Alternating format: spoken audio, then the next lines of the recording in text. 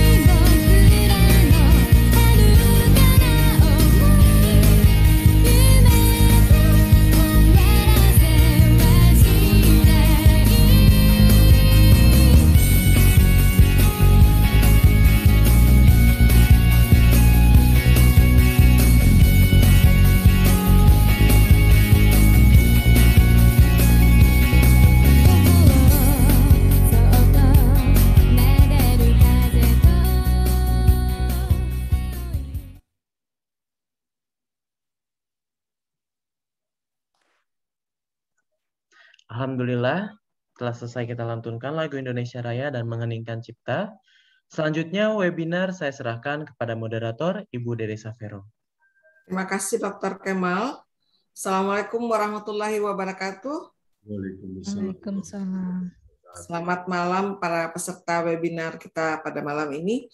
Kita bertemu lagi di acara webinar malam ini yang malam ini merupakan sesuatu yang sangat istimewa sekali karena diusung oleh Apotek Gria Sehat Klaten, dan dalam hal ini mempersembahkan tentang diskusi seputar pandemi yang menghadirkan pembicara-pembicara yang sudah nasional pada saat ini, dan malam ini kita sangat berbangga sekali dihadiri oleh owner dari Apotek Gria Sehat Apotek Gria Sehat. Selamat malam Dr. Usman Arifin SPOG. Selamat malam Bu Dede. Sehat Bapak? Alhamdulillah. Alhamdulillah. Terima kasih Bapak atas malam ini sudah menjadi Apotek Gria Sehat sudah menghadirkan sebuah topik yang sangat menarik pada saat ini. Kita juga ditemani oleh Dr. Azaki, spesialis penyakit dalam Vinasim. Beliau sehari-hari di RSUP Dr. Srijoti Tengger Klaten. Selamat malam Dr. Azaki. Selamat malam. Beliau merupakan tokoh COVID nasional. Pada malam ini juga akan menjadi pembicara kita pada malam ini. Yang kedua adalah Prof. Zulis Ikawati, PhD Apoteker. Selamat malam Prof. Zulis. Selamat malam Bu Dede dan selamat malam Prof. semuanya. Zulis merupakan guru besar di Fakultas Farmasi UGM Yogyakarta dan tokoh vaksinasi nasional. Rasanya malam ini agak menarik, mungkin topiknya adalah tentang diskusi seputar pandemi yang saat ini walaupun pandemi sudah dikatakan mulai melandai, tapi tidak akan putus-putusnya kita membicarakan hal yang ini. Untuk sebelum kita mulai, kita memberikan kesempatan kepada Bapak Dr. Usman Arifin SPOG selaku owner Apotek Gria Sehat untuk memberikan kata sambutan di acara webinar kita malam ini. Kepada Dr. Usman Arifin SPOG, kita persilakan. Ya, terima kasih Ibu Dede atas waktunya. Assalamualaikum warahmatullahi wabarakatuh. Alhamdulillah wa syukurillah wa salatu wassalamu ala rasulillah wa la haula wa la quwata illa billah. Alhamdulillah apotek kami Gria Sehat yang berdiri sejak kurang lebih 10 tahun yang lalu di Kabupaten Klaten bisa ikut menjadi mata rantai walaupun kami hanya kecil dalam upaya kesehatan utamanya di Kabupaten Klaten. Dan alhamdulillah pada malam ini kami mendapatkan kesempatan untuk berpartisipasi dalam acara webinar yang luar biasa, ya, yang menampilkan pembicara-pembicara nasional, dan kami sangat mengaturkan terima kasih kepada Prof. Yulis dan Dr. Azaki yang sudah mendorong dan menginisiasi pertemuan ini, dan juga kepada moderator Ibu Dede dan juga pada host Dr. Kemal. Semoga acara ini bisa memberikan manfaat, utamanya edukasi bagi masyarakat Klaten dan juga bagi siapa saja yang terjangkau dalam webinar ini. Terima kasih, semoga acara berjalan lancar. Ada lebih kurangnya mohon maaf. Wassalamualaikum warahmatullahi wabarakatuh. Terima kasih Bu Dede. Terima kasih Bapak. Waalaikumsalam warahmatullahi wabarakatuh. Pada saat ini kita mengangkat topik adalah tentang diskusi seputar pandemi. Saya mau bertanya dulu kepada Dr. Azaki, apa saja yang telah dilakukan Indonesia dalam pencegahan dan penanggulangan pandemi COVID-19 di tanah air ini, terutama sekarang ini mungkin grafiknya sudah mulai melandai, tapi apa yang telah dilakukan Indonesia untuk supaya penurunan angka COVID ini bisa cepat kita tanggulangi nanti. Ya, terima kasih Bu Dede, terima kasih Dr. Usman, Prof. Zulis, para hadirin semua. Sebenarnya sudah sangat banyak ya yang dilakukan oleh Indonesia, terutama pemerintah dalam penanganan pandemi COVID-19 ya. karena ini sudah berlangsung sekitar Maret ya tahun 2020, jadi sudah 1 tahun lebih pandemi ini berlangsung di tanah air kita. Usaha-usaha tentunya yang nyata bisa kita lihat, terutama yang sekarang ini vaksinasi ya. Jadi sekarang sedang kebut-kebutan bagaimana supaya vaksinasi ini bisa mencapai 70% daripada populasi Indonesia. Ini yang mungkin nanti Prof. Julius bisa menambahkan. Tapi yang jelas sebelumnya juga sudah dilakukan beberapa upaya, misalnya pengadaan rumah sakit darurat COVID ya, Wisma Atlet dan sebagainya, kemudian juga pusat rujukan untuk penanganan pandemi COVID ya, seperti Rumah Sakit Persahabatan, Sulianti Saroso ya, kemudian rumah sakit umum pusat dan rumah sakit umum daerah, sentra pendidikan, rumah sakit swasta ya, RSUD yang sudah menyediakan layanan khusus COVID-19. Jadi sudah didesain ruangan khususnya ya di rumah sakit tersebut.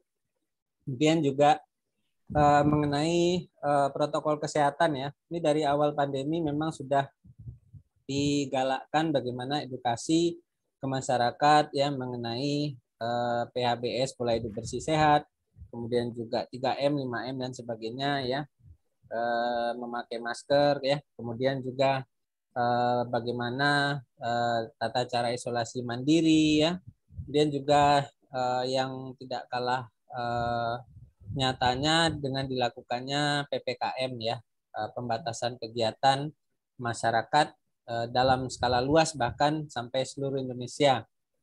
Kemudian pemetaan tempat berdasarkan zona ya, zona merah, kemudian zona kuning, zona hijau, itu untuk menandakan bagaimana kondisi atau situasi kasus COVID di tempat tersebut ya. Saya kira sudah cukup banyak yang dilakukan.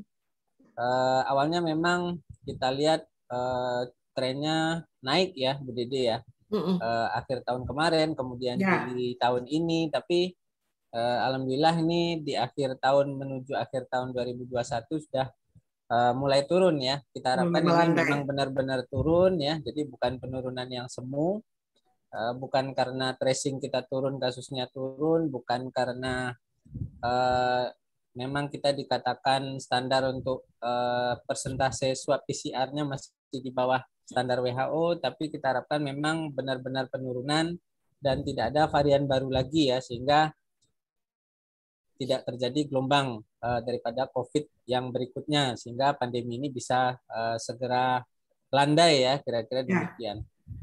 Nah, tadi Dr. Zaki bilang penerapan protokol kesehatan 3M, 5M. Nah, apakah sepanjang ini sudah tercapai hasil yang maksimal dengan penerapan yang terakhir 5M ya? Apakah sudah hasil yang maksimal dan merata untuk seluruh Indonesia? Saya kira kalau sosialisasinya sudah ya. Kalau kita lihat juga di jalan gitu ya, sudah pakai masker. Di sini terutama ya di Jogja, Jawa Tengah, tempat saya domisili, pakai masker. Kemudian juga di jalan itu memang kadang dicegat ya pas PPKM itu ya. Kemudian juga kalau kita masuk ke hotel atau mall itu sudah harus ada keterangan kalau kita sudah divaksin ya. Jadi memang sudah mulai ya diterapkan dan memang sudah dilaksanakan. Tapi tentunya masih ada pelanggaran-pelanggaran ya tentunya ya dari masyarakat ya. Misalnya yang tidak pakai masker, kemudian juga kumpul-kumpul, ya saya kira oknum ada di mana-mana, tapi tentunya kalau kita melihat tren sekarang sudah turun, harapannya tentunya 5M ini tidak kendor ya, karena jangan sampai nanti muncul klaster baru, ada varian lagi, kasus ini bisa naik lagi. Ya. Saya kira demikian. Nah, sekarang kemarin kan kita dengar-dengarnya ada semacam social distancing ini. Ya. Setelah program pemerintah tentang PPKM menerapkan suatu daerah menjadi level 3, level 4, dan sebagainya. Itu kalau dibandingkan dengan negara-negara lain yang juga sibuk dengan mengurus pandemi ini, bagaimana Indonesia? Apakah bisa dikatakan baikkah atau setarakah dengan negara-negara lain, terutama misalnya Asia saja? Itu bagaimana, Dr. Zaki? Ya kalau jumlah kasus kita masih juara ya, juara di Asia Tenggara ya. Ya, karena ya bisa jadi penduduk kita paling banyak ya. Cuman kan ini bukan prestasi ya. Cuman memang sekarang pertambahan kasusnya kita lagi turun, negara tetangga naik ya, Bu Dede ya, pertambahan kasus baru Singapura naik gitu ya. ya. Ya. Tapi ya kita tentunya tidak bisa berbangga diri karena ini belum selesai pandeminya, jangan euforia dulu ya, karena kalau kita lihat ya seperti di Singapura ya itu dia bisa melakukan tracing massal ya ke masyarakatnya karena memang penduduknya tidak terlalu banyak, wilayahnya juga sangat kecil dibandingkan Indonesia tidak ya. sebesar Indonesia. Ya, cuman ya itu tadi kalau kita membandingkannya dengan yang mana, kalau kita membandingkan dengan negara-negara yang sukses tentunya kita kalah ya, seperti Cina atau misalnya Selandia Baru itu ya, itu kita jelas kalah. Tapi kalau dibandingkan misalnya dengan Amerika dan lain-lainnya tentunya kita lebih mending ya, tapi ya kita tidak bisa berpuas diri ya, karena harapan kita memang pandemi ini segera berakhir ya, karena sudah banyak sekali dampaknya. Kalau saya ikut webinar Prof. Julis juga di mana-mana, tidak cuma di kesehatan ya Bu Dede ya, tapi juga sosial, politik, ekonomi semuanya terimbas pandemi ini ya.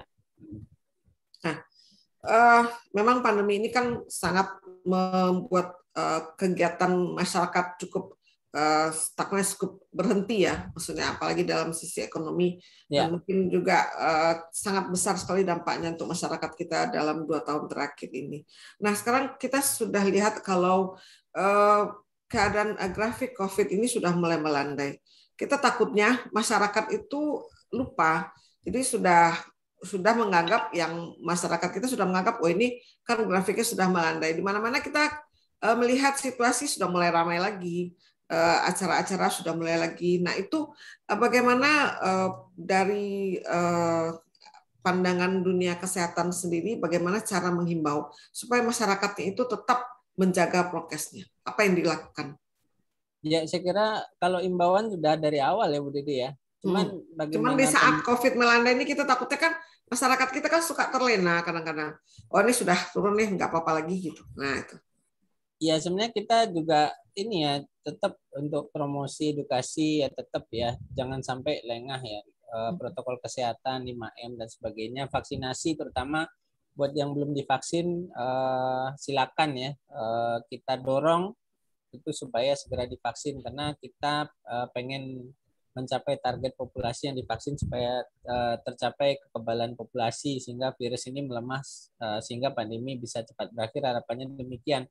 Demikian juga dengan protokol kesehatan ya kita himbau jangan sampai kendor ya, karena pandemi belum bisa dikatakan berakhir, turun belum bisa karena pertambahan kasus ini kan masih ada. Jadi salah satu indikasi herd immunity adalah apabila pertambahan kasus baru di populasi itu sudah tidak ada. Ini masih ribuan ya, saya kira kita jangan senang-senang dulu.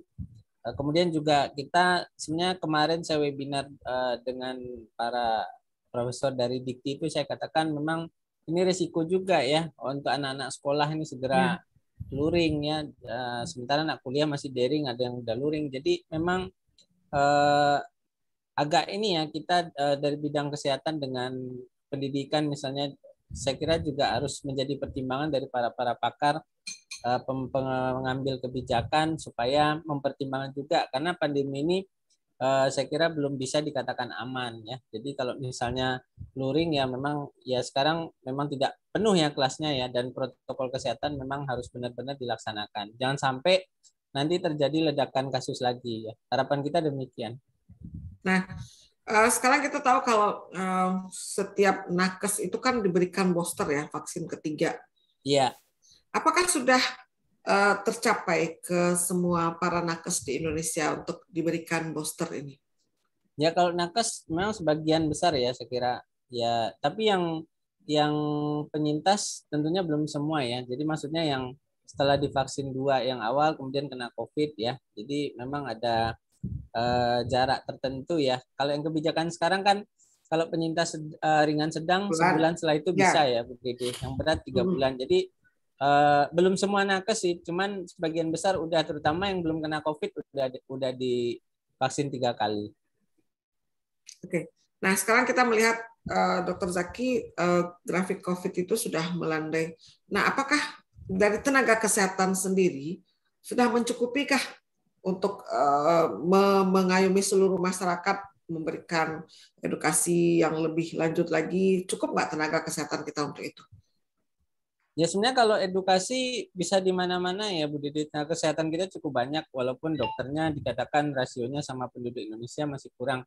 Ya. Tapi kan bisa di mana-mana ya edukasi. Sekarang udah ada internet, udah bisa webinar ya, udah lewat WhatsApp, macam-macam kita bisa edukasi, himbau kepada saudara-saudara kita, keluarga, tetangga, bagaimana supaya tetap protokol kesehatan. Kemudian tidak cuma di rumah sakit ya, di tempat praktek, di apotek dan sebagainya kan bisa diimbau oleh para sejawat lain, misalnya apoteker, perawat dan sebagainya. Saya kira kalau edukasi ini memang masyarakat sudah tahu lah, cuman kesadarannya melaksanakannya memang belum semua ya, terutama ya, yang itu dia. merasa sudah aman. Gitu. Ya, masyarakat kita kan selalu merasa kalau sudah berkurang berarti sudah aman. Nah itu mungkin Ya, harus lebih digenjot lagi untuk memberikan edukasi yang kalau ini jangan dikatakan aman dulu, karena bisa saja sekali waktu akan ada lagi penyerangan baru lagi gitu. Ya. Nah, Dr. Zaki, mungkin ada beberapa masyarakat kita yang mungkin belum mengetahui sejenis penyakit apa saja yang boleh tidak divaksin, yang hanya membutuhkan surat keterangan dokter mungkin. Ya, penyakit ya. Jadi biasanya vaksin ini untuk virus ya Bu Dede ya. Ya. Jadi karena kalau ada komorbid apa yang tidak bisa, misalnya ada penyakit tertentu yang ini tidak usah divaksin. Begitu. Ya kalau yang untuk COVID ini tentunya sekarang sebenarnya sebagian besar ya udah bisa divaksin, kecuali yang pemberatan komorbid, misalnya ada sakit gula ya Bu Dede, terus tidak terapi rutin, kemudian pemberatan akut gulanya naik sampai 500, penurunan kesadaran, atau misalnya ya seperti orang HIV gitu ya, dengan kondisi yang memberat stadium 4. Saya kira kondisi-kondisi demikian yang menjadi kontraindikasi, autoimun yang memberat ya. Tapi kalau yang lain-lain itu sudah bisa divaksin. Jadi walaupun komorbidnya banyak tapi dia minum obat teratur, kondisinya terkontrol, bisa divaksin. Nah, gitu. Apakah vaksin aman untuk seseorang yang alergi, misalnya dia alergi makanan atau alergi udara, itu aman nggak, Dokter Zaki? Nggak apa-apa, yang penting nggak alergi bahan vaksinnya ya. Saya kira Prof. Willy bisa menambahkan. Jadi intinya nggak masalah alergi, yang penting tidak alergi bahan vaksinnya. Sama kalau dia ada alergi berat, pernah shock anafilaktik, ya memang kita waspada ya. Tapi kan yang disuntikan beda ya dengan yang disuntikan sebelumnya. Jadi saya kira tidak usah terlalu khawatir dan dibesar-besarkan masalah alergi ini, karena yang penting sekarang divaksin. Kalau misalnya gatal-gatal itu kan biasa ya, kita bisa berikan antihistamin, obat anti alergi dan sebagainya, reaksi tubuh saya kira wajar-wajar saja. Jangan sampai menghalangi niat atau tujuan kita supaya pandemi ini cepat berakhir, salah satunya dengan vaksinasi. Ya. Oke, terima kasih Dr. Zaki. Oke. Sebelum kita pindah ke Prof. Sulis, kita lihat yang satu ini dulu.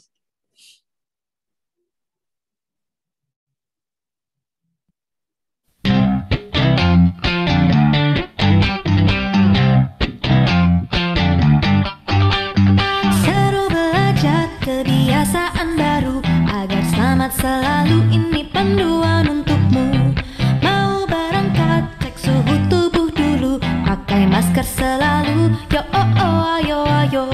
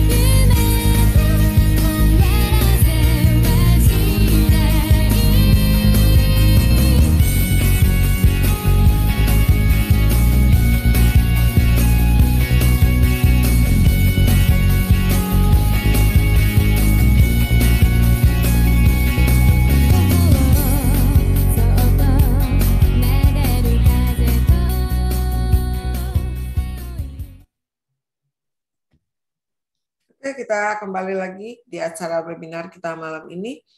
Selanjutnya saya akan bertanya kepada Prof. Zulis. Selamat malam, Prof. Zulis. Ya, selamat malam Bu Dede. Selamat Sehat, malam Prof. semua peserta webinar. Kita menanya apa saja telah dilakukan Indonesia dalam mengupayakan serta memaksimalkan pengobatan dan vaksinasi COVID-19 di Indonesia.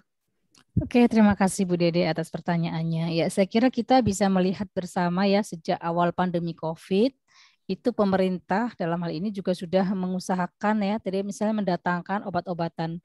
Masih ingat mungkin di awal-awal COVID ya, mungkin sekitar bulan April, Mei seperti itu, Presiden Jokowi sudah menginstruksikan untuk misalnya waktu itu membeli Avigan begitu ya dari Jepang. Kemudian waktu itu memang masih digunakan hidroksikloroquine ya, dan kemudian obat-obat yang lain yang itu juga kemudian diimpor dan sebagainya. Kemudian pengobatannya juga ditanggung semua oleh pemerintah ya. Artinya pemerintah bertanggung jawab terkait dengan memaksimalkan obat-obatan di Indonesia. Kemudian belakangan setelah ya tentu saja didukung oleh para tenaga medis juga ya, dan juga panduan terapi itu kan juga didukung bersama-sama ya oleh 5 organisasi profesi dokter dan juga disahkan oleh Kementerian Kesehatan. Itu juga merupakan bagian dari upaya usaha pemerintah dalam menyediakan atau memfasilitasi pengobatan. Di mana dalam panduan terapi ini setiap waktu tertentu ya, kalau ada evidence yang baru begitu, ada bukti klinis yang baru, maka akan dievaluasi atau akan bisa direvisi yang misalnya semula katakanlah hidroksikloroquine dulu dipakai, kemudian sekarang enggak dan sebagainya.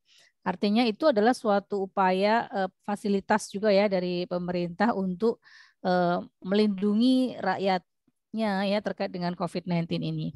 Itu tentang obat ya, dan juga seperti obat-obatan yang sudah juga beberapa BUMN atau mungkin terutama untuk yang antivirus ya, seperti Favipiravir juga sudah bisa diproduksi di Indonesia oleh PT Kimia Farma ya, walaupun nanti sebagian mungkin ada yang masih impor juga begitu.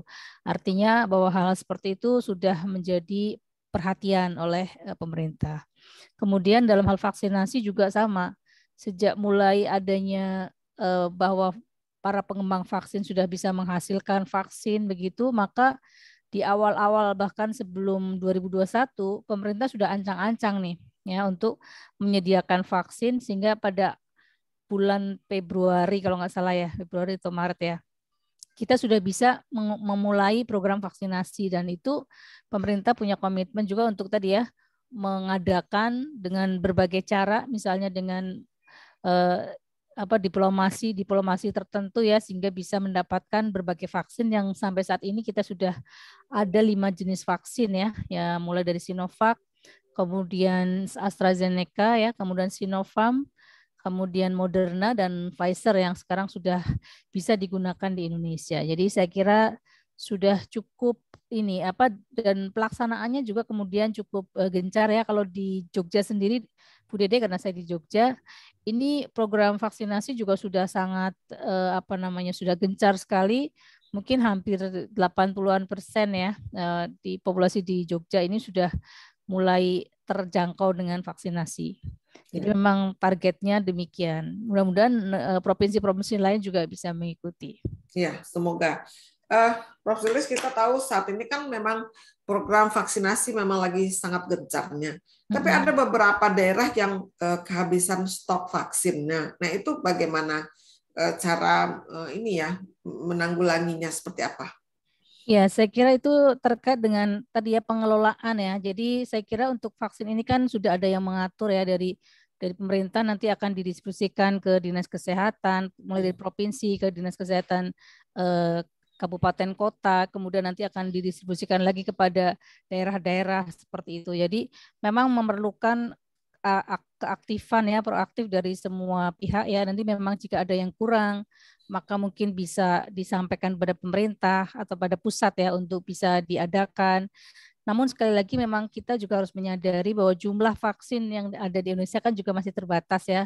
Dan target kita kan 208 juta itu. Dan sementara ini sampai 30 September kemarin yang saya lihat baru sekitar 25% lah yang terjangkau untuk vaksinasi sampai 2 kali suntik. Jadi kita masih memang masih akan terus mendatangkan ya, dan saat ini juga seperti vaksin Sinovac yang kemudian diteruskan oleh PT Bio Farma ya untuk memproduksi masih berjalan juga. Jadi ya memang butuh kerjasama semuanya untuk bisa memeratakan vaksin di seluruh Indonesia.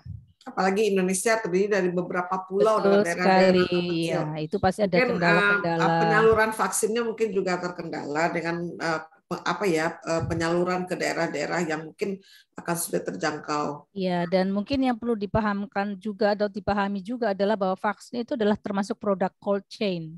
Cold chain itu rantai dingin, yang artinya dia bukan seperti obat yang mungkin ibaratnya bisa dibawa dengan mudah ya, artinya tidak pakai suhu dan sebagainya.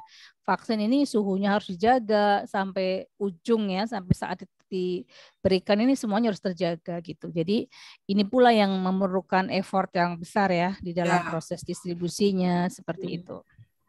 Nah, sekarang kan tidak semua masyarakat Indonesia yang mau divaksin, ada yang belum mau, mungkin belum ini ya, belum terpanggil atau apa, saya juga nggak ngerti itu.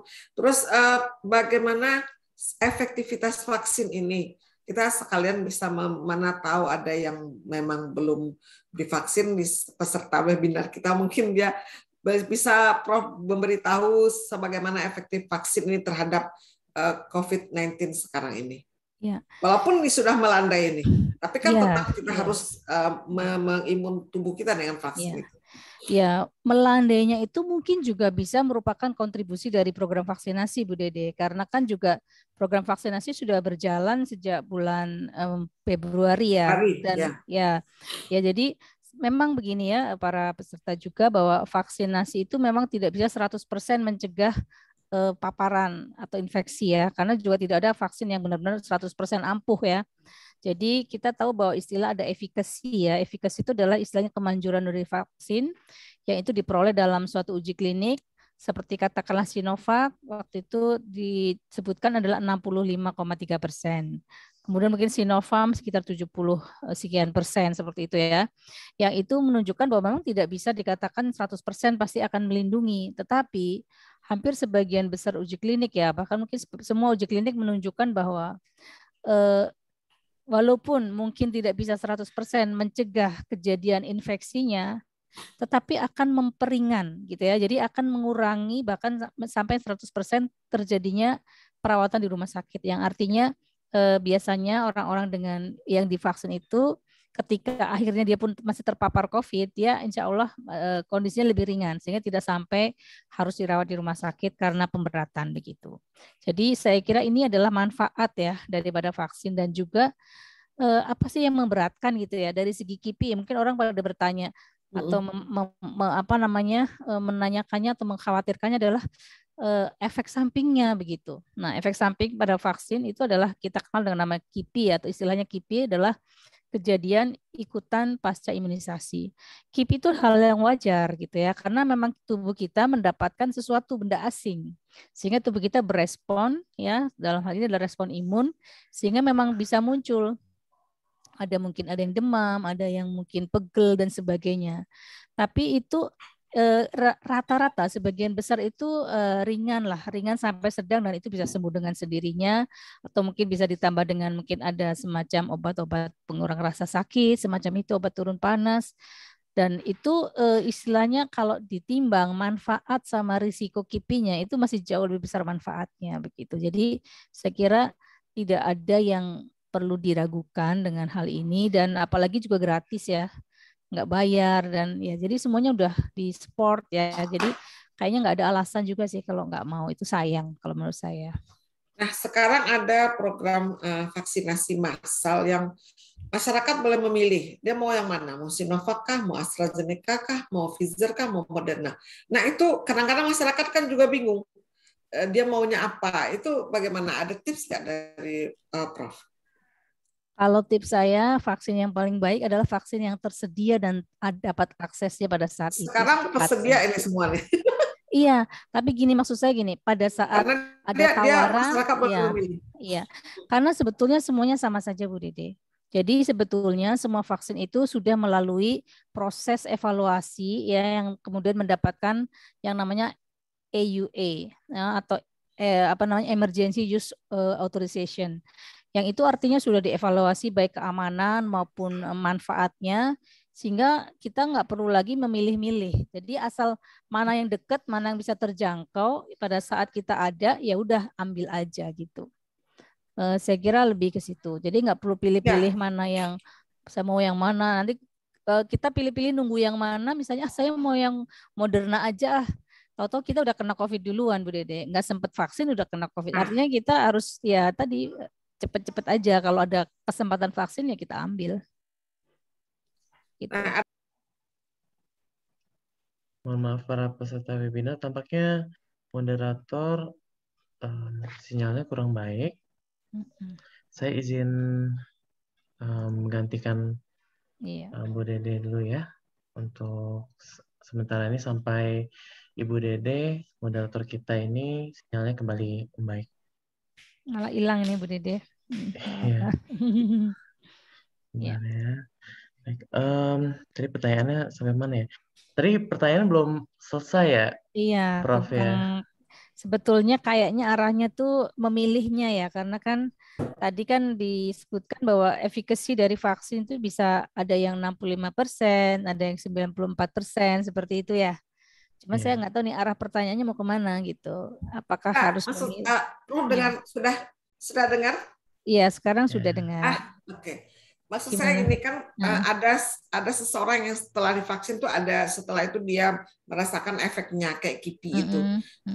Terus apakah semua orang sama, misalnya seseorang divaksin Sinovac, seseorang lagi divaksin dengan Moderna, itu KIPI-nya sama nggak, Prof? Iya. Jadi KIPI itu sangat individual Bu Dede, bahkan dengan vaksin yang sama itu pun orang bisa berespon secara berbeda. Jadi apalagi dibandingkan dengan vaksin lain ya. Jadi kita nggak bisa apple to apple. Bisa saja KIPI-nya vaksinnya beda, tapi KIPI yang dirasakan sama bisa juga. Jadi KIPI itu sangat individual ya. Jadi respon seseorang terhadap vaksin itu bisa bervariasi. Cuman kalau yang Moderna, yang saya dengar-dengar nih dari beberapa teman-teman yang udah dapat Moderna, katanya sih memang KIPI-nya lebih terasa gitu, lebih terasa nendang gitu ya. Ibaratnya kalau panasnya lebih tinggi, sakitnya lebih terasa seperti itu. Tapi sekali lagi yang nggak merasa seperti itu juga ada gitu. Jadi artinya tetap individual. Ya. Tetap respon dari tubuh seseorang itu berbeda-beda, mungkin seperti itu. Iya, betul. Oke. Berdasarkan dari pola vaksinasi di Indonesia, kapan kira-kira masyarakat Indonesia dapat mencapai herd immunity terhadap COVID-19?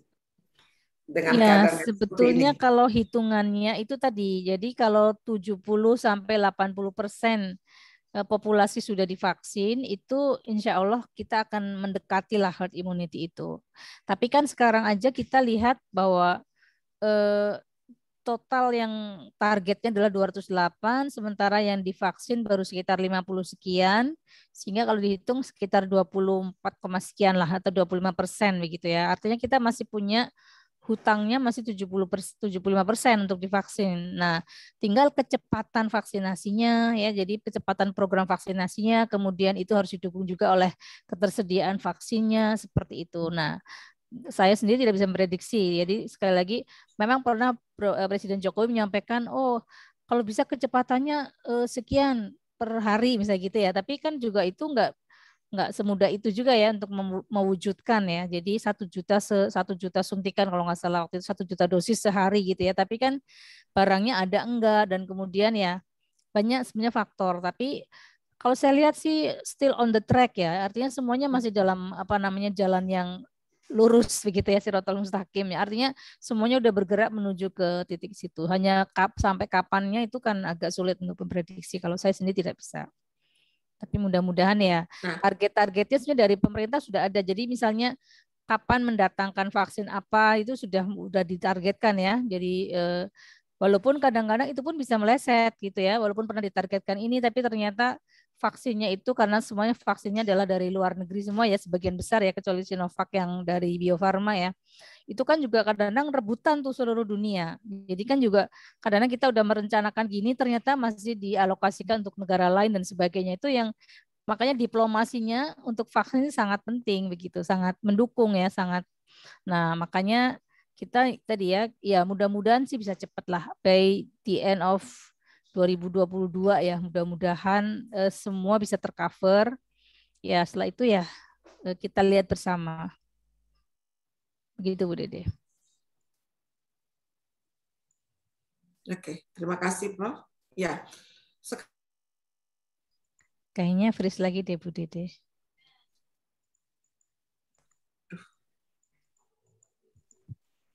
Oke. Kayaknya beliau tadi sebetulnya nggak begitu jelas juga mendengar suara saya. Ya. Ya. Ya. Sudah Bu Dede bisa Enggak, tadi dengar jelas. Cuma saya keluarnya kali ini. Prof. Prof dengar suara? Iya, dengar. Oke, bisa Prof? Iya. Oke. Sekarang ibu hamil kan, ibu hamil sudah boleh divaksin. Apakah semua vaksin itu cocok dengan ibu hamil? Ya, jadi untuk ibu hamil itu setahu saya vaksin yang dibolehkan adalah vaksin yang dengan inactivated virus sama yang bentuk mRNA platformnya. Jadi sejauh ini vaksin yang bisa digunakan untuk ibu hamil adalah Sinovac, sedangkan AstraZeneca nggak disarankan karena itu platformnya beda ya. Kalau AstraZeneca itu platformnya adalah virus hidup, cuma bukan virus COVID ya. Jadi virus hidup tapi virus yang nggak berbahaya, kemudian dititipin gennya si COVID, ya itu yang jadikan vaksin. Itu adalah AstraZeneca. Nah, sedangkan istilahnya adalah viral vector ya, platformnya ya. Nah, kalau yang mRNA itu uji-uji klinik yang ada di Amerika dan karena itu berasal dari Amerika, mereka digunakan untuk orang-orang hamil nggak apa-apa. Tapi yang disarankan adalah usia kehamilan di trimester kedua. Itu yang mungkin baru boleh untuk kehamilan. Mungkin Dokter Usman malah paling lebih tahu ya. Gimana ya, Dokter? Benar Prof, benar sekali. Ya. Yeah. Begitu Bu Dede. Bu Dedenya hilang lagi. Dede. Oh, tampaknya terkick. Baik. Saya izin untuk ini ya. Menggantikan Bu Dede sambil menunggu Bu Dede untuk masuk kembali ke dalam Zoom meeting. Baik. Tadi habis berbicara vaksin ya. Untuk kedepannya, menurut Prof. Zulis, apakah bila seluruh masyarakat Indonesia telah divaksinasi, yaitu yang tadi sebelumnya dikatakan 80% ya, Prof. ya? Untuk bisa tercapai herd immunity ya. Bisa tercapai herd immunity. Nah, ketika sudah 80% begitu, apakah sudah bisa kembali hidup normal seperti biasa? Normal seperti biasa itu maksudnya tidak mengenakan lagi masker begitu, tidak perlu jaga jarak begitu, Prof? Ya, walau alam ya, Dokter Kemal, karena kita juga tidak bisa. Ini kan virus baru ya, jadi kita virus, ya Bu Dede, ya. Virusnya virus baru, kita belum tahu nanti akan jadi seperti apa, apakah nanti kita akan hidup bersama dengan virus ini dalam waktu yang lama, karena bisa saja mungkin nanti ada satu wacana mungkin yang pernah muncul ya, ada kemungkinan mungkin akan jadi kayak influenza gitu kan. Influenza juga tidak sama sekali punah ya, masih ada gitu, tapi tidak sampai menjadi mematikan dan sebagainya. Memang beberapa ada yang juga yang mematikan ya, sehingga kita juga masih menggunakan, atau terutama di negara-negara maju ya, kita menggunakan vaksin influenza. Kalau kita vaksin influenza biasanya cuma kalau mau haji atau mau umroh itu ya, tapi belum terlalu ini ya, belum terlalu banyak yang menggunakan begitu ya, karena juga harga juga barangkali ya. Tapi kalau kayak di Amerika, mereka udah rutin juga menggunakan vaksin influenza. Jadi ke depan mungkin seperti itu, tapi kita juga belum tahu ya. Jadi kita nggak bisa memprediksi sampai saat ini karena semuanya ya tadi vaksinnya virusnya baru, kemudian kita belum bisa memprediksi mutasinya mau kayak apa ya gitu ya. Jadi apakah mereka akan menjadi lebih jinak misalnya gitu, atau menjadi lebih seperti apa, kan kita nggak ngerti. Itu seleranya si virus kan gitu ya, mau dia mau gimana kan, karena mutasi sendiri adalah haknya virus ya, dalam hal ini artinya dia adalah bagian yang alaminya dia ketika ingin mempertahankan diri gitu. Jadi kenapa virus itu bermutasi itu kan juga dia akan mempertahankan dirinya lah, gampangnya gitu ya. Nah, sehingga dia menjadi bermutasi. Nah, mutasinya sampai kapan, sampai seperti apa kan kita belum tahu gitu. Cuman ya kita sih berharapnya mudah-mudahan nanti bisa menjadi lebih tadi ya, ibaratnya kita akan bersama-sama gitu, nggak apa-apa hidup bersama gitu. Nyatanya gini loh, kayak mungkin Dr. Kemal atau mungkin teman-teman ya, para Bapak Ibu di sini, kan kita udah jarang banget yang lihat penyakit polio ya kan? Lumpuh layu kan udah jarang lah gitu ya, mungkin 1-2 gitu. Mungkin Dr. Asaki udah pernah nemu nggak penyakit polio gitu di rumah sakit? Sekarang udah jarang banget kan.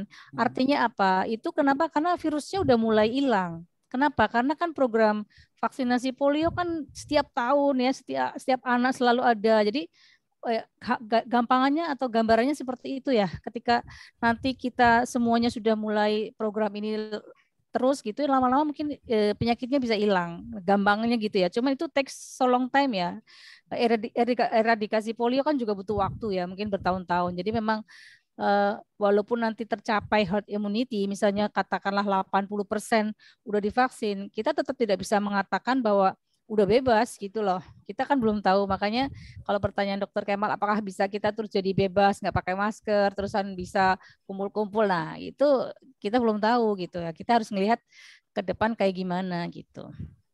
Tapi ya insya Allah tadi ya, ada pelajaran barunya tadi seperti iklannya yang disampaikan Dr. Kemal ya. Kita memang akhirnya mungkin harus ada ini hidup baru gitu ya, mungkin dengan cara hidup yang baru gitu. Lebih bersih atau lebih care sama kebersihan gitu lah, seperti itu. Lebih memperhatikan lingkungan mungkin seperti itu. Ya, begitulah. Juga antar orang juga gitu ya, mungkin bisa seperti itu. Sebenarnya manfaat dari COVID ini kan mengajarkan orang lebih bersih-bersih, lebih mencuci tangan lebih sering, mungkin itu lebih sangat itu kita ambil kalau kita selalu berpikir positif bisa begitu Bu Dede. Memang selalu ada hikmah lah di balik suatu musibah. Ya. Oke, Prof, sebelum kita lanjutkan, kita lihat iklan yang satu ini dulu.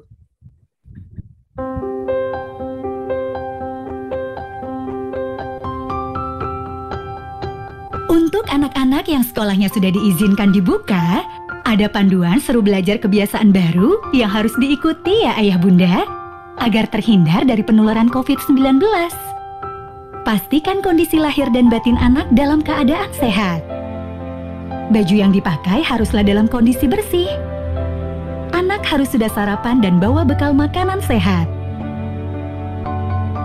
Ingatkan anak supaya tidak pinjam-meminjam perlengkapan pribadi. Jangan lupa maskernya ya. Ini. Terima kasih Bunda.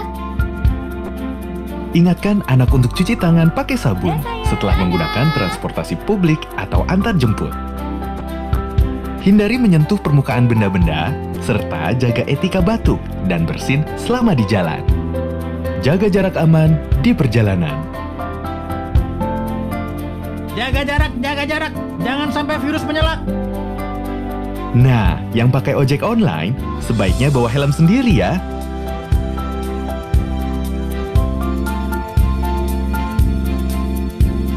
Langsung ke sekolah, jangan mampir-mampir dan langsung pulang setelah mengantar.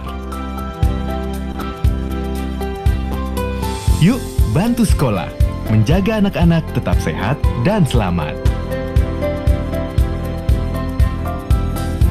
Wayan, langsung cuci tangan pakai sabun, segera mandi, ganti baju dengan yang bersih ya. Iya Bunda.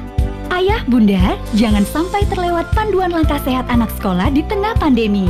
Yuk, jaga kesehatan mereka, biar anak-anak sehat dan selamat saat seru belajar kebiasaan baru.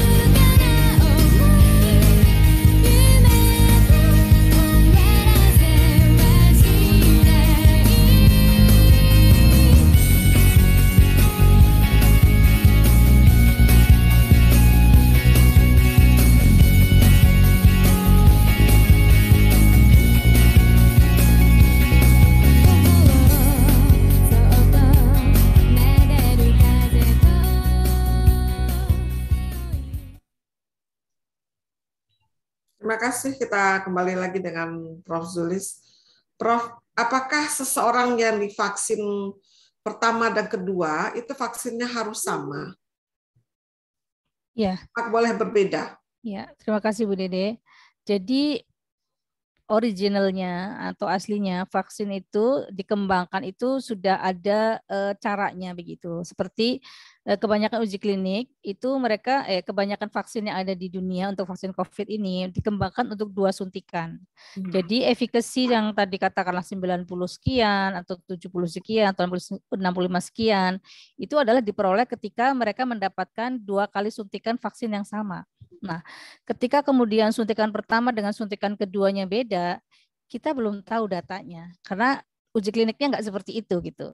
Jadi selama ini kita nggak tahu. Nah, memang ada wacana untuk waktu itu munculnya ketika di Eropa, di Amerika, ketika para pengguna vaksin AstraZeneca ada yang kemudian mengalami efek samping ke arah penggumpalan darah ya. Waktu itu kan sempat ramai tuh pembekuan darah.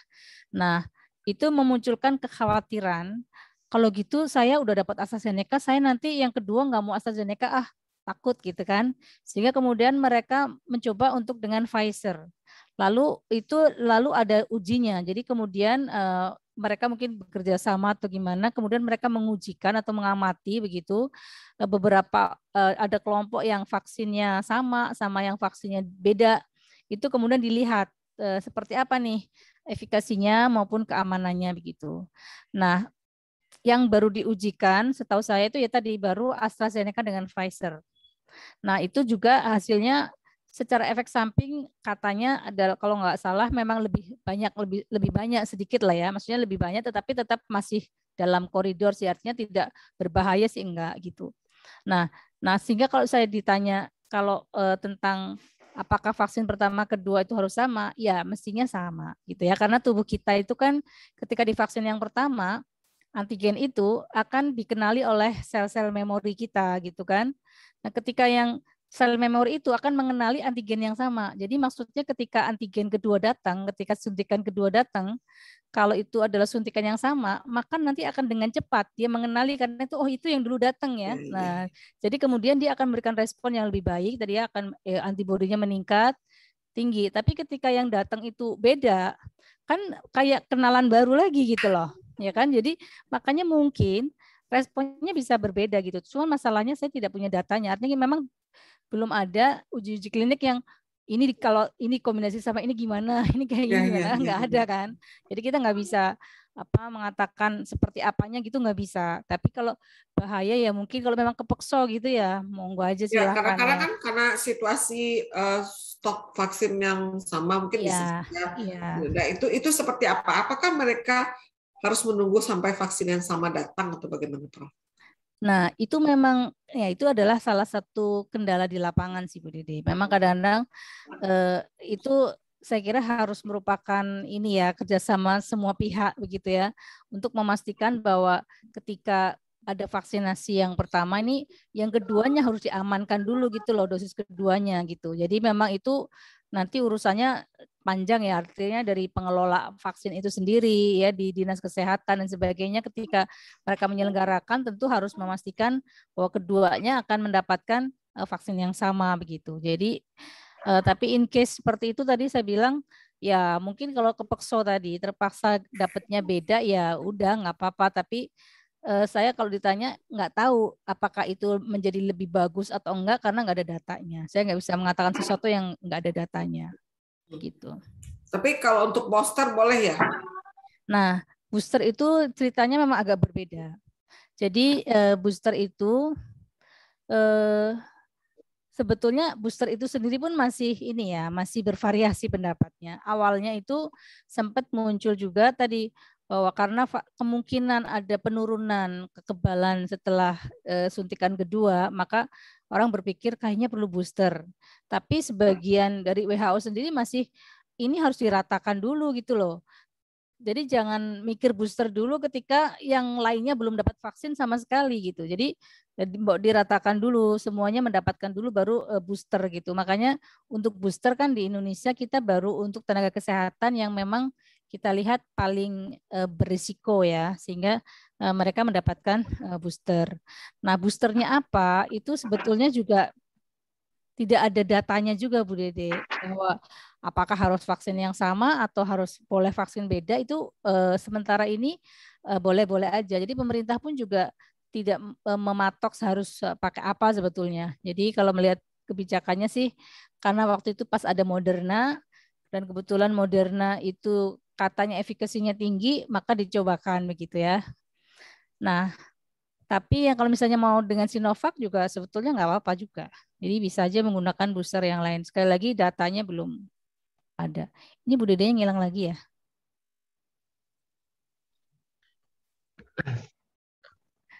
Sebentar saya cari. Oh iya, Bu Dede keluar lagi hilang. ya. Terpental lagi. Terima kasih atas jawabannya, Prof. Zulis. Prof, ini ada pertanyaan dari Zoom, saya izin bacakan ya. Sebentar. Lifetime masing-masing vaksin, apakah berbeda? Dari Wage Karsana, lifetime masing-masing vaksin apakah berbeda, dan seseorang divaksin X, tetapi karena pandemi berumur lebih lama dari umur atau lifetime vaksin, apakah seseorang perlu divaksin ulang pada periode tersebut? Mungkin maksudnya jangka waktu efektivitas vaksinnya, Prof. Jadi kalau misalkan pandemi ini ternyata lama sampai 2023 begitu, apakah perlu divaksin ulang pada setelah itu? Ya, terima kasih. Mudah-mudahan itu pertanyaannya ya memang ya. Maksudnya saya juga nggak begitu nangkap sekali pertanyaannya Pak Wage ya. Jadi lifetime vaksin, gimana Dokter Kemal? Nanggapnya gimana? Saya ulangi lagi ya. Mohon ditanyakan lifetime masing-masing vaksin apakah berbeda, dan seseorang divaksin X, tetapi karena pandemi berumur lebih lama dari umur atau lifetime vaksin, apakah perlu divaksin ulang pada periode tersebut? Lifetime vaksin ya. Mungkin maksudnya efektivitas kayaknya ya vaksinnya efektivitas sih, itu efektivitas vaksinnya. Ya, oh ya. Tapi kan sebetulnya udah saya sampaikan ya, bahwa kita sampai sekarang sebenarnya juga belum tahu seberapa persisnya kekebalan itu bisa dicapai gitu loh. Makanya ada kemungkinan memang seperti influenza tadi, dia bahkan mendapatkan annual. Jadi setiap tahun dia vaksin lagi itu mungkin gitu loh. Cuman masalahnya data itu sampai sekarang kita belum punya gitu. Nah, sebetulnya booster itu kan juga istilahnya mengakomodasi kemungkinan seperti itu ya, dengan adanya lifetime vaksin, bahwa dia mungkin akan berkurang efikasinya seperti itu, maka kemudian di booster. Nah, masalahnya booster itu sebetulnya butuhnya kapan, dengan apa, itu yang kita masih trial and error, kita masih coba-coba gitu. Kita belum ada datanya sebetulnya. Sehingga apakah boosternya harus menggunakan yang sama, atau nanti kalau pertama kali prime vaksinnya kita pakai Sinovac, nanti tahun depan kita pakai apa, boleh nggak, itu juga kita belum tahu gitu loh. Jadi untuk lifetime vaksin mungkin juga bisa beda-beda setiap platform, karena kan juga tadi ya efikasinya aja udah beda-beda ya, artinya dari uji klinik ya. Walaupun itu semuanya memenuhi syarat, tapi tadi kita belum tahu persis, karena orang yang pertama kali divaksin di dunia untuk COVID vaksin ini, divaksinnya tuh bulan Desember 2020. Artinya kan sekarang belum setahun nih.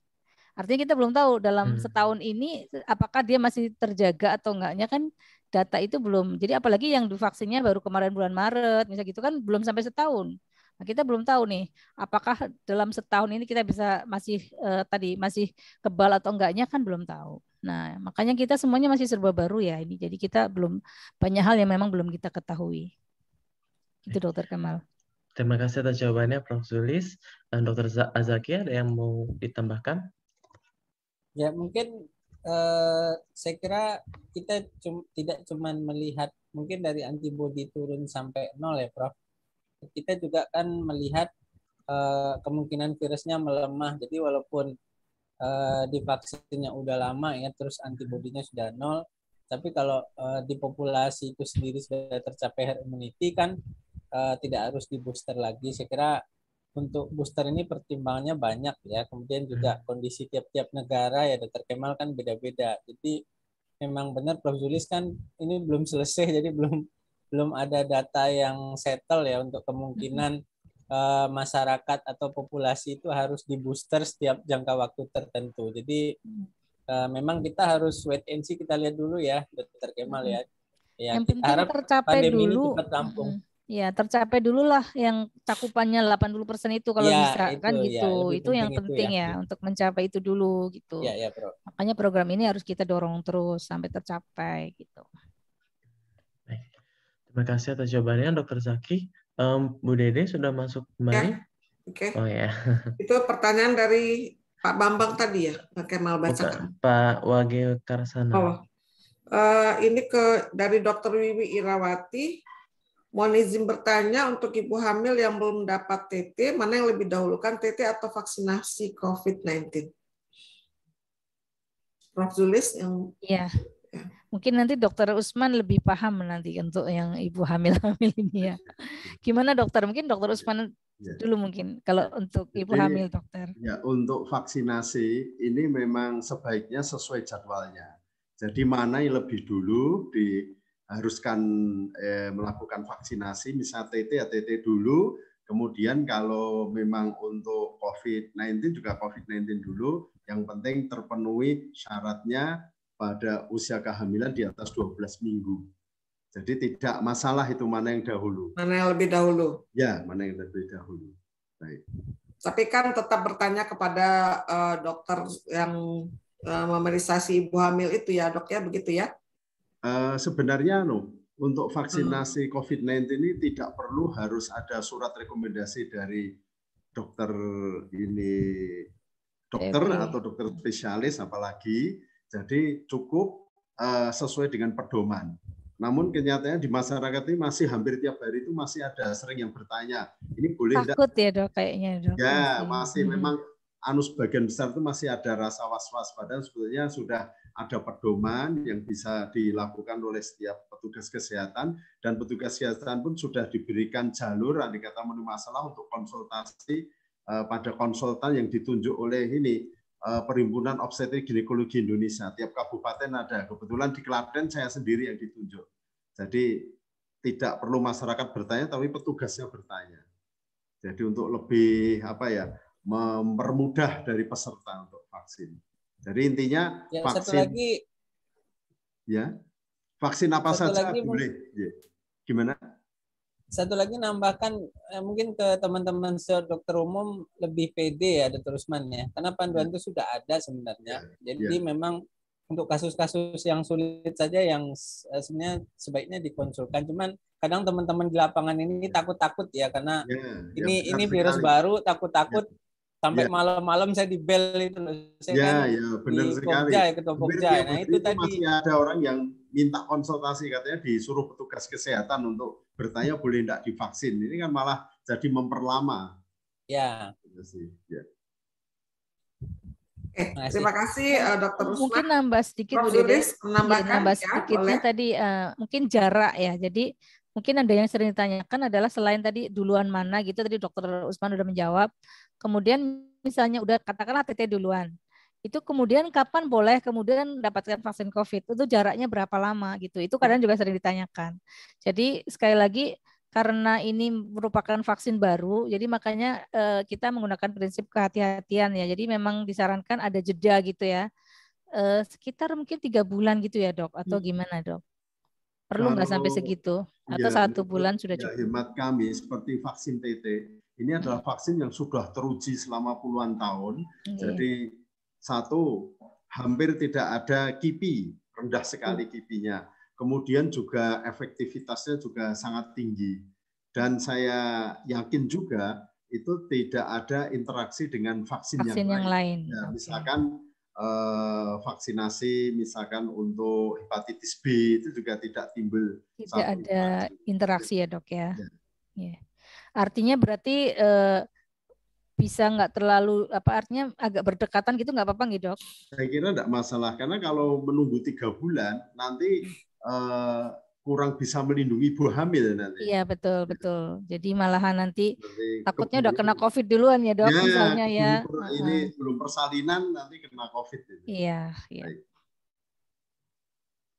Demikian. Oke, terima kasih. Ada pertanyaan lagi dari Adi. Mau bertanya, 1 bulan lalu saya sudah vaksin booster, vaksin 3 Moderna. Setelah divaksin tidak ada efek samping seperti demam, kelelahan, dan sebagainya. Sedangkan teman-teman lainnya mengalami demam serta efek samping lainnya. Apakah jika tidak mengalami efek samping, vaksin tersebut tidak bereaksi terhadap tubuh saya? Terima kasih. Ya, itu juga kadang-kadang Jadi ditanyakan kipinya ya. nggak ada nih. Ya, harusnya bersyukur ya nggak ada kipi ya. Masa pengen dia. Bersyukur harusnya. Tapi dia takut apakah ada reaksi Jangan-jangan vaksinnya malah apa tidak. saya sama cuma tidak ada disuntik kipinya. air katanya gitu. Ya. Ya, saya kira memang tadi ya respon orang tadi beda-beda itu tadi. Ada yang insya Allah ya mestinya suntikannya sama lah ya. Nggak mungkin ada yang disuntik air misalnya gitu ya. Jadi bukan karena vaksinnya rusak atau apa gitu. Jadi responnya bisa beda-beda. Maka tadi mungkin kipi yang dirasakan mungkin juga apa istilahnya sensitivitas dari orang kan juga karena beda nih rasa apa reseptor nyerinya dan sebagainya. Yang itu mungkin ada yang dia lebih sensitif dikit aja bisa nyerinya lebih terasa, sedangkan ini mungkin bisa lebih toleran seperti itu. Jadi ya bisa saja bisa beda-beda yang dirasakan begitu. Saya kira gitu. Mungkin Dr. Razaki bisa menjelaskan atau menambahkan. Ya kipi ini memang variatif ya Prof. Jadi setuju Prof Zulis ya. Tiap orang beda-beda. Kalau saya disuntik Moderna itu kemeng 2 hari ya. Ada apa juga ya greges ya, demam ya. Jadi ya alhamdulillah nih enggak kena kipi ya Prof. Jadi saya kira bukan masalah kipinya, yang penting kan vaksinnya udah masuk, kemudian kita tunggu ya efeknya, efektivitasnya maksudnya ya. Jadi supaya ke depan kalau misalnya terkena gejalanya lebih ringan atau bahkan tanpa gejala ya. Kalau mau dicek antibodi silakan.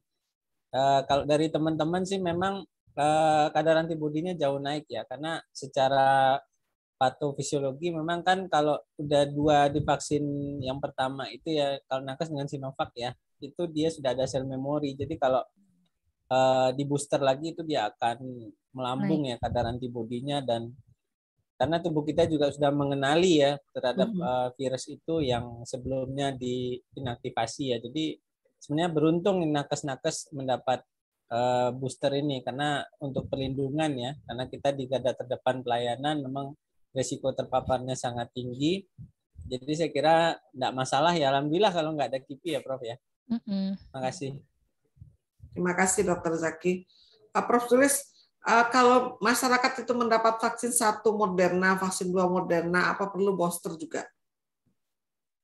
Ya itu tadi masalah booster masih ya Bu Dede masih dispute ya. Artinya masih sebetulnya perlu atau enggak. Apalagi udah dapat Moderna 2 kali yang sebetulnya efikasinya kalau berdasarkan uji klinik cukup tinggi ya. Jadi ya mungkin ya ditunggu aja lah. Saya kira mungkin belum perlu gitu. Kalau masyarakat umum sih belum perlu. Belum perlu. Nakes yang perlu. Iya. Nah, berikutnya pertanyaan untuk Prof Zulis dari Sriatun Wirosari. Apakah ED vaksin bisa diperpanjang? Misal vaksin Sinopharm ED 2 Oktober 21. Apa bisa diperpanjang jadi April 22? Lebih panjang lagi. Perpanjang sopo. Ya kan udah ditetapkan sama industrinya ketika dibuat. Masa mau perpanjang sendiri? Ya nggak bisa. Maksudnya kalau itu kan udah ditetapkan ketika dibuat kan ada uji stabilitas, ada segala macam kan udah. Oh ini ED-nya sekian ya. ED itu artinya bahwa ada jaminan ya apa istilahnya efikasinya mungkin masih pada saat itu, artinya sebelum ED. Setelah ED kalau dipakai ya ibaratnya enggak janji loh gitu kan, karena udah bukan ini ya, bukan tanggung jawabnya, udah dipastikan risiko sendiri. Iya gitu. Tapi kalau jadi kita nggak bisa memperpanjang sendiri ED itu ya. Itu kalau pertanyaannya seperti itu tadi. Nah, ini ada lagi pertanyaan dari Dinda Ayudeliana. Izin bertanya, Prof dan para dokter. Mohon maaf kalau sudah dibahas, apakah benar setelah 3 bulan divaksin dengan Sinovac, titer antibodi sudah turun secara signifikan? Apa ini berarti setelah 3 bulan sudah tidak terlindungi lagi? Itu bagaimana, Prof? Ya, itu juga tadi ya, data itu masih belum ada secara pasti. Memang pernah ada apa ya, saya pernah baca gitu juga, mungkin kalau nggak salah dari timnya Sinovac itu, katanya sih sekitar 6 bulan, jadi bukan 3 bulan ya, 6 bulan itu udah mulai decline ya, udah mulai berkurang begitu antibodinya. Seperti itu, makanya kemudian tadi maka muncul wacana ada booster seperti itu. Setelah 6 bulan. Iya, setelah 6 bulan. Tapi angka-angka pastinya kita belum tahu, Bu Dede. Artinya saya yang pribadi mungkin kalau mungkin Dokter Zaki pernah baca atau pernah dengar, tapi sejauh ini saya belum tahu persis sebetulnya kekebalannya itu tadi benar-benar turun atau seberapa itu, berapa lama itu data pastinya saya belum pernah lihat. Akuratnya belum ya. Iya, Akuratnya belum.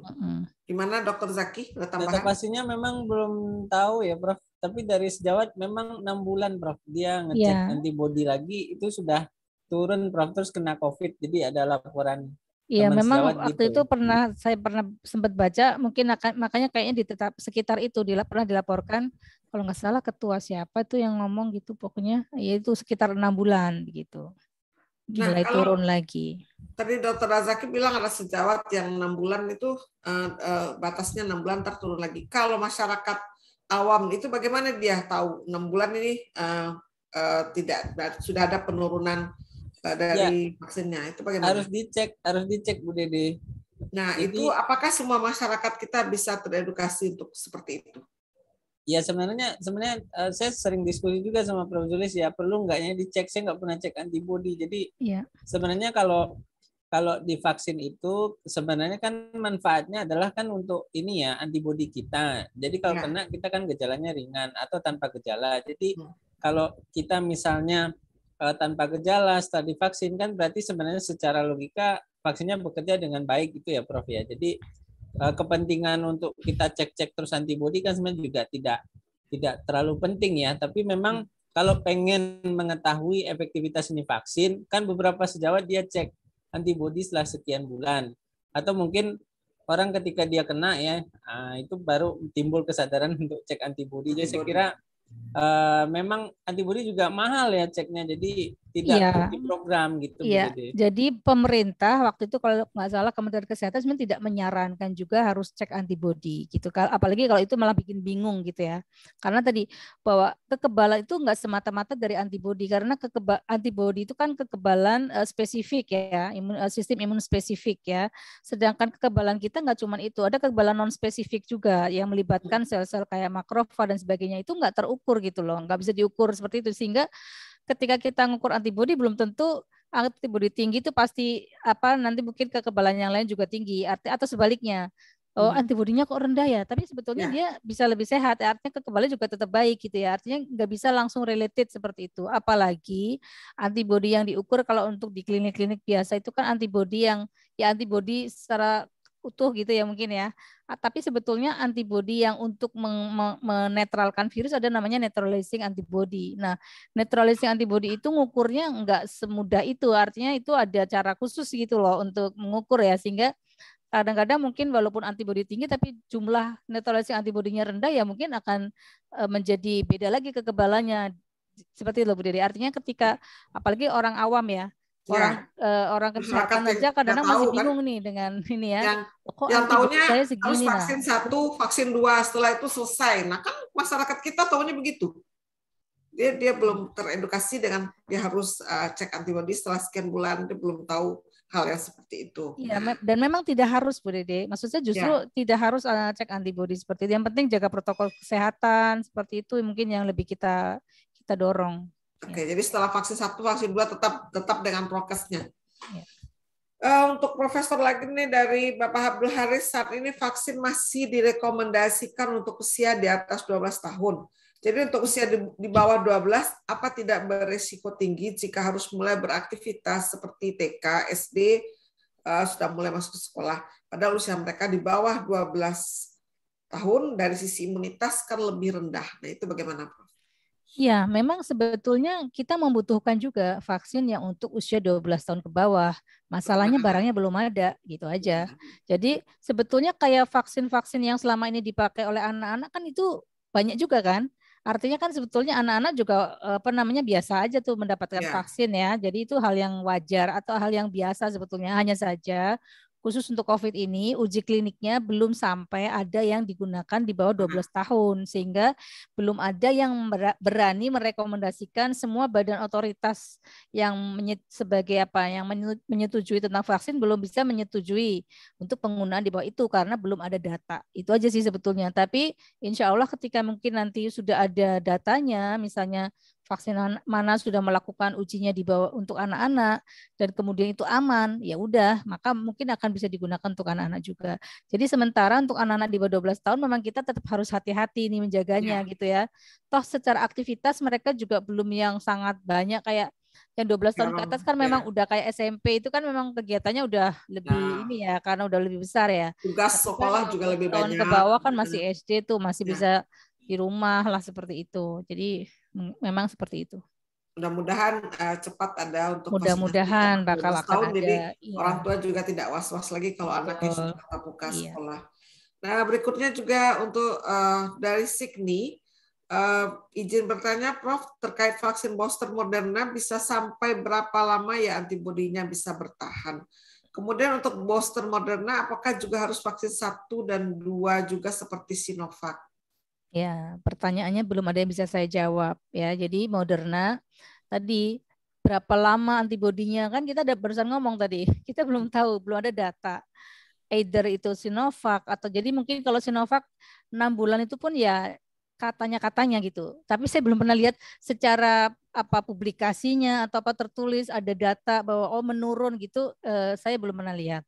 Tapi memang mungkin laporan-laporan semacam itulah tadi ya dari apa mungkin testimoni atau apa saya kurang tahu, tapi saya kok belum lihat secara resmi ya kalau ada kan mesti entah publikasi ilmiah itu ada gitu.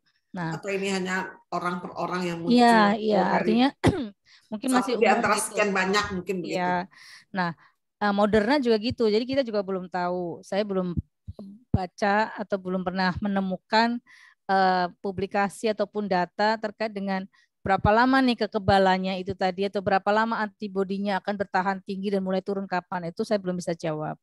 Dan kemudian apakah harus booster lagi misalnya atau misalnya 2 kali gitu, itu juga saya tidak bisa jawab karena itu juga sekali lagi tergantung program pemerintah juga, apakah pemerintah akan menyediakan booster berikutnya lagi atau mau diratain dulu ke seluruh masyarakat seperti itu. Terima kasih banyak Prof. Kita sampai di akhir acara webinar kita malam ini. Kita minta kepada Dr. Azaki untuk memberikan sedikit statement tentang webinar kita malam ini. Kesimpulan ataukah saran untuk masyarakat atau bagaimana? Ya, terima kasih Bu Dede, Dr. Kemal, Dr. Usman, Prof. Julis. Jadi memang COVID ini menjadi masalah ya, tidak cuma di Indonesia, di seluruh dunia ya, tidak cuma di kota besar ya, sampai di kabupaten juga, di Klaten tentunya ya. Harus menjadi perhatian kita walaupun pandemi ini sudah turun, tapi belum selesai ya. Jadi intinya tetap protokol kesehatan kepada masyarakat, kemudian juga vaksinasi. Mari yang belum divaksin ya segera divaksin. Harapan kita supaya pandemi bisa segera berakhir ya. Kemudian juga kita jangan senang dulu, kita juga harus tetap hati-hati ya, karena kemungkinan varian baru itu masih ada ya. Obat-obat juga masih diteliti, vaksinasi juga belum selesai.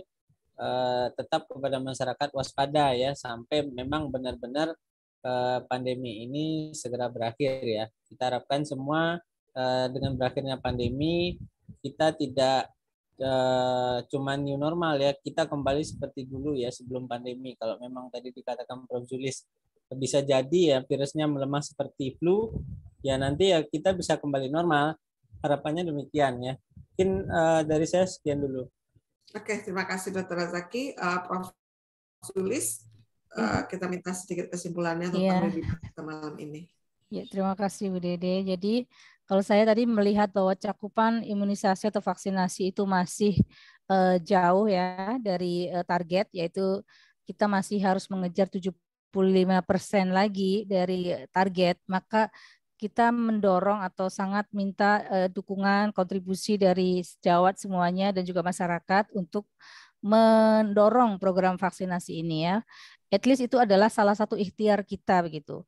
Bahwa nanti hasilnya seperti apa itu kita serahkan sama Allah ya. Tetapi ikhtiarnya adalah, dan ikhtiar itu logis gitu ya. Artinya bahwa dari dukungan ilmu pengetahuan dan semua itu mendukung bahwa vaksin ini bisa mencegah atau paling tidak bisa mengurangi paparan COVID ya.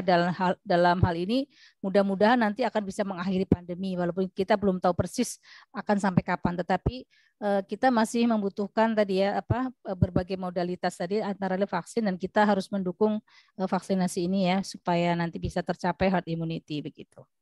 Oke, terima kasih Prof. Zulis. Dan ikut mengedukasikan ya Bu Dede. Jadi kita mohon bantuan teman-teman yang ada di sini, yang peserta ini bisa mengedukasikan kepada siapapun yang mungkin ditanya ataupun yang bertanya, maupun tetangga, keluarga, kawan, semuanya ya, klien ataupun mungkin pasien dan sebagainya. Mudah-mudahan bisa ikut mengedukasi untuk mendorong untuk mau divaksinasi. Ya, karena perpanjangan tangan dari tim medis sangat perlu sekali untuk menjadikan Indonesia sehat kembali. Jadi kita yang mungkin mengetahui dan sudah sering mengikuti webinar, kita bisa menjawab apa-apa yang ditanyakan masyarakat tentang vaksinasi dan COVID-19 ini. Dr. Usman Arifin, kita minta juga sedikit kesimpulannya dari malam ini. Silakan Dr. Usman. Ya, terima kasih. Yang utama kami sampaikan terima kasih kepada dua pembicara yang luar biasa, yaitu Prof. Zulis Sikoati, PhD, apoteker, dan Dr. Azaki, SPPD Finasim, ya, atas materi-materinya yang disampaikan yang sangat memberikan edukasi pada masyarakat.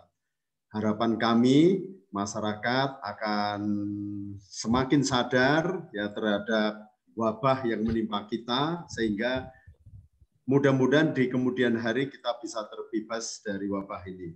Dan juga kami atas nama Apotek Gria Sehat berterima kasih sekali kepada Ibu Dede Safero sebagai moderator dan Dr. Kemal sebagai host ya atas acara yang sangat luar biasa ini. Dan ini merupakan satu acara yang memang sungguh sangat bermanfaat. Mudah-mudahan di kemudian hari akan semakin sering acara-acara seperti ini.